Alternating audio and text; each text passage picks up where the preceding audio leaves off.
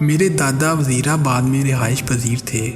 میرے والد صاحب کا بچپن بھی وزیر آباد میں گزرا۔ یہ اس زمانے کی بات ہے جب لوگوں میں محبت تھی، آپس میں رابطے اور تعلقات عزیز رشتہ داروں سے بھی بڑھ کر تھے۔ خوشی غمی میں ایک دوسرے کے بے لوث کام آتے تھے۔ ایسے ہی ایک فیملی سے ایسے گرم جوشی والے تعلقات تھے کہ وہ عزیزوں سے بھی بڑھ کر معلوم ہوتے تھے۔ ان کی بیٹی میری پھپھو کی قریبی سہیلی تھی اور ہم بھی انہیں پھپھو زنیرہ کہا کرتے تھے۔ بچپن میں کبھی یہ احساس نہیں ہوا کہ یہ محض محلے دار تھے۔ میرے پھپھا جی ایئر فورس میں تھے۔ وہاں ان کے ساتھ ایک نوجوان آزاد صاحب تھے جو پھپھا جی سے کافی جونیئر تھے۔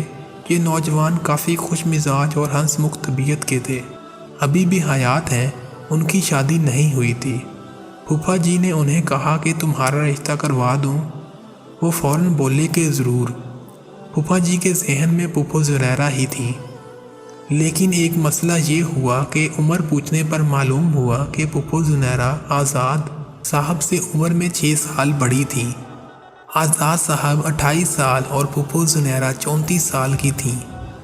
آزاد صاحب صرف ظاہر کے خوش مزاج نہیں تھے بلکہ دل کے بھی خوش مزاج تھے۔ انہوں نے کہا عمر کا کوئی مسئلہ نہیں، بس والدہ ایک دفعہ مل لیں۔ کمال ظرف والے لوگ تھے، انہوں نے بھی اوکے کر دیا اور جو یہ رشتہ بھی طے پا گیا، شادی بھی ہوئی۔ اللہ نے 2 بیٹوں سے بھی نوازا جو اپنے والدین کی طرح کمال کے خوش مزاج اور ہنس مخ تھے۔ بچپن میں ہمارے گھر اسلام آباد بھی آنا ہوا۔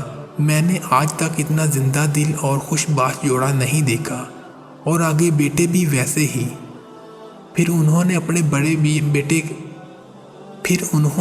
بڑے بیٹے کی شادی بھی محض 22 سال کی عمر میں کر دی اور جلد ہی دونوں دادا دادی بن گئے۔ ذہن کے دریچوں میں یہ واقعہ بچپن سے رچا بسا ہوا ہے، اور سچی بات کہیں تو ایک عجب سکون کی خوشبو لیے ہے۔ میں نے ان لوگوں کے چہروں پر خوبصورت مسکراہٹیں دیکھی ہیں جو ان لوگوں کے لیے پیغام ہے جنہوں نے رشتوں کا معیار قائم کیے ہوتے ہیں، اور ان خود ساختہ معیار سے مجال ہے کہ ادھر سے ادھر ہو جائیں۔ عجیب سوچیں، عجیب الخلقت مستقبل کے اندیشے۔ خدارا ان معاملات کو آسان رکھیں، معیار نرم رکھیں، اللہ پر توکل کریں۔ حضرت خدیجہ رضی اللہ تعالیٰ عنہا نبی کریم صلی اللہ علیہ وآلہ وسلم سے عمر میں 15 سال بڑی تھیں۔ شادی کا تعلق نفسیاتی مضبوطی کا تعلق ہے۔ اگر آپ چھوٹی چھوٹی باتیں نظر انداز کرتے ہیں تو زندگی خوشگوار ہوتی جاتی ہے۔